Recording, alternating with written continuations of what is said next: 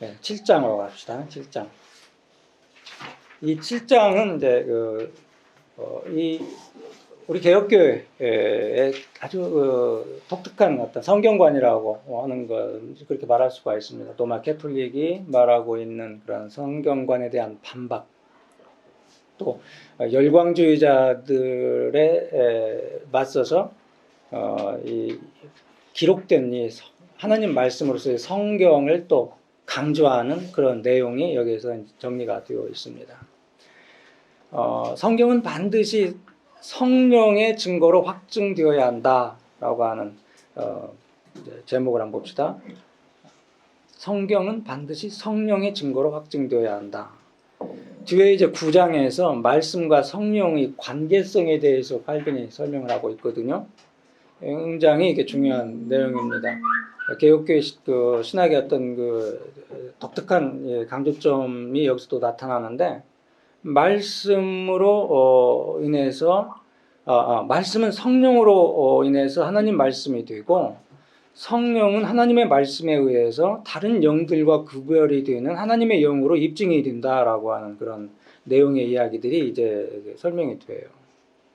그래서 중요한 이야기는 이 성경의 권위는 캐톨릭에 반해서 하나님으로부터 온 것이지 교회에 의해서 주어진 것이 아니다라고 하는 것이 이제 제 1절에서 설명이 됩니다. 우리가 다 알듯이 이제 이 정경, 캐논, 이 과정이 어떻게 발전되어 왔습니까? 1세기 말, 그러니까 97년인가요? 그때 이제 유대 랍비들에 의해서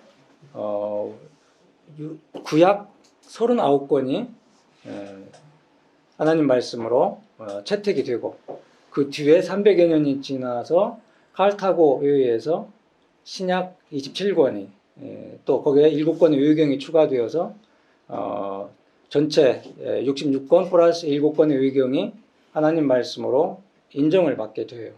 이런 그 과정이 캐톨릭에서는 교회에 의해서 교회 신학자들에 의해서 되어진 것이기 때문에 성경의 권위가 교회에 의해서 주어진 것이다 라고 그렇게 주장을 하는 거죠. 근데 우리가 이제 살펴보게 되겠지만은 칼빈과 개혁교회에서는 성령이 그 과정을 전체를 주관하셔요. 성령이. 그래서 성경이 하나님 말씀임을 스스로 입증하는, 성경이 자증한다라고 하는 말도 이제 그 뒤에서 우리가 확인할 수 있는데, 성경이 스스로 그 권위를 입증해낸 거예요. 성령을 통해서. 이제 굉장한 그런 차이점을 여기서 찾아낼 수 있습니다. 136쪽 보면, 135쪽. 네 번째 줄. 현재 우리는 매일같이 하늘로부터 직접 하나님의 말씀을 받는 것이 아니다. 그 하나님께서 성경 안에서만 자기의 진리를 영원히 기억할 수 있도록 신성하게 보존하기를 원하셨기 때문에 그렇죠. 그러니까 새 계시라고 하는 거 요즘 우리 주변 이단들이 이제 그런 이야기를 많이 했었죠. 그리고 이 성경과 자기네들이 어떤 어떤 주장들을 덧붙여 가지고 어떤 성경의 목록이 마치 늘어난 것처럼 그렇게 여기는 그런 사람들도 있지 않았습니까? 성경은 오히려 그냥 레퍼런스 주가 되고 그런 식으로 성경이 66권으로 제한됐다라고 하는 것에 굉장히 답답해하는 사람들이 있어요. 이단들이 이 성경 66권이 많은 정보를 담아내는데 한계가 있지 않겠습니까?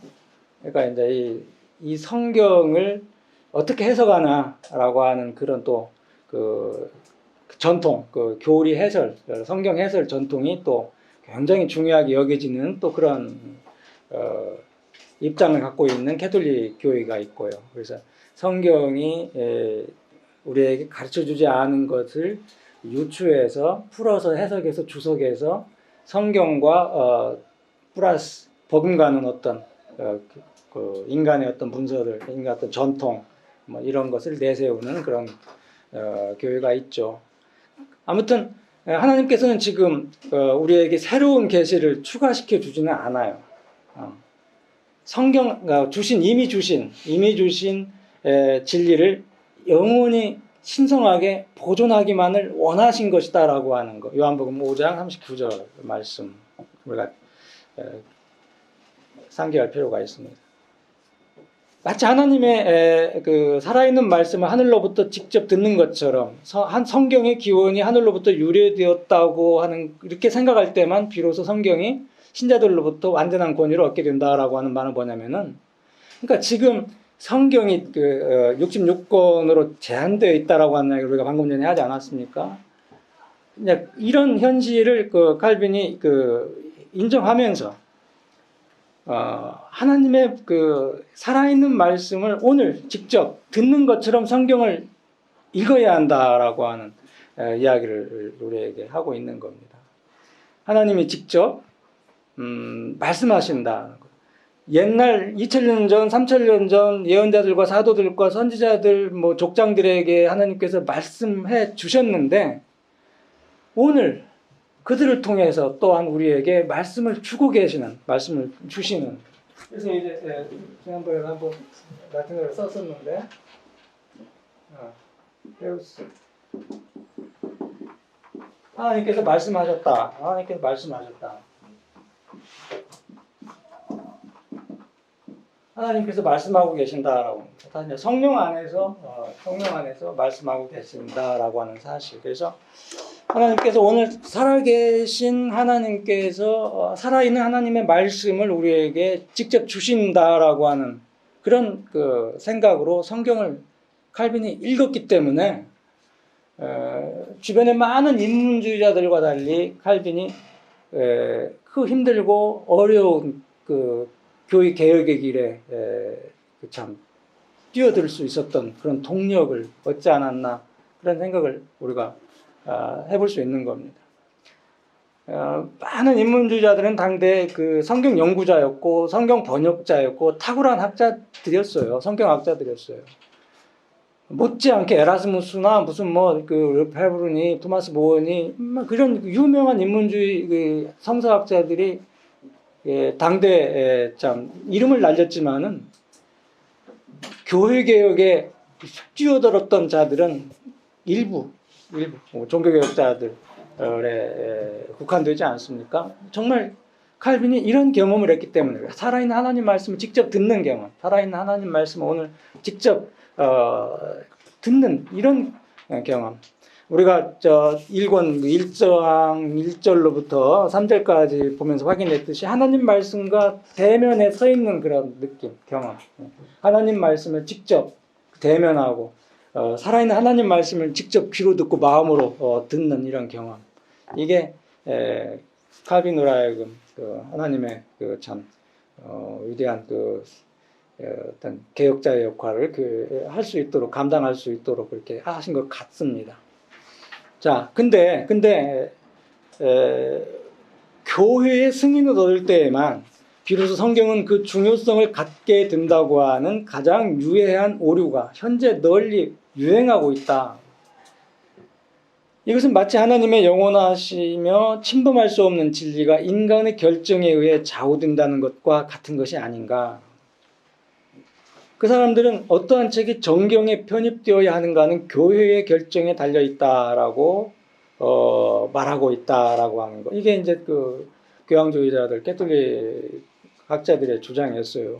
이런 내용들이. 그냥 넘어갑시다. 그러나 칼빈은 반대로 교회의 권위가 성경에 기초해 있다라고 하는 사실. 교회의 권위가 그 캐톨릭주의자들의 반대되어서, 그들의 주장과 반대되어서 성경의 권위가 교회의 권위에 종속한다라고 하는 그들의 주장에 반해서 에베소서 2장 20절을 인용하면서 오히려 교회의 권위라고 하는 것이 성경의 권위에 기초되어 있다. 교회의 기초가 바로 성경이다. 교회의 기초가 성경에 토해 있다라고 하는 것을 말하고 있습니다. 그러나 그러한 논쟁자들은 사도 바울의 단 한마디의 말로도 훌륭하게 반박할 수 있다. 곧 교회는 사도들과 선지자들의 터 위에 세우심을 입었다고 사도는 증거했던 것이다. 만일 선지자와 사도의 교훈이 교회의 기초라고 한다면 그것은 확실히 교회가 존재하기 이전에 벌써 그 권위를 갖고 있었음에 틀림없다. 그 아래 아래에서 네 번째 줄. 그러므로 그리스도의 교회가 처음부터 선지자들의 글과 사도들의 교훈에 기초를 두었다고 한다면 그 교리가 어디서 발견되더라도 이 교리의 수납은 분명히 교회보다 앞서 있었을 것이다. 왜냐하면 이 교리가 없이는 교회 자체가 결코 존재할 수 없었기 때문이다. 그러므로 성경을 판단하는 권세가 교회에 속하며 성경의 확실성이 교회의 찬동에 좌우된다는 것은 참으로 거짓된 견해라 하지 않을 수 없다. 그 다음에 137쪽 5번째 줄부터 교회의 법규에 의존하지 않는 한 그들은 성경이 하나님으로부터 왔다는 것을 우리가 어떻게 확신할 수 있겠는가라고 물을 것이다. 근데 이것은 아주 자명한 사실을 칼빈이 지금 끌어내는 겁니다. 뭐 논증이 필요 없는 아주 자명한 문제를 지금 예로 들어서 반박하는 겁니다. 이것은 마치 어떤 사람이 우리는 어떤 방법으로 흑암에서 광명을, 검은 데서 흰 것을, 쓴 것에서 단 것을 가려내는 일을 배울 수 있는가라고 묻는 것과 같은 말이다라고 하는 거죠. 흑암에서 광명을, 검은 데서 흰 것을 어떻게 가려낼 수 있냐? 이런 질문을 누가 던진다면은 어떻게 답변하겠습니까? 그냥 가만히 쳐다보고 말지 뭐. 너무나 당연한 것이니까 어린 삼척동자도 다 아는 그런 질문을 던진 것이니까 거기에 답변하려면 굉장히 어려워지죠. 또 그 질문에 답하는 것이 어려워져요. 그냥 너무나 자명한 사실을 가지고 교회의 법규에 의존하지 않는 한 성경이 하나님으로부터 왔다는 것을 어떻게 확신할 수 있겠는가라고 하는 질문을 던지는 저들의 질문이 오히려 굉장히 어리석은 그런 질문이다라고 하는 이야기를 칼빈이 하고 있는 겁니다. 어거스틴의 말을 이제 반증으로 내세우는 건 참조하시고, 자 4절로 갔습니다. 4절.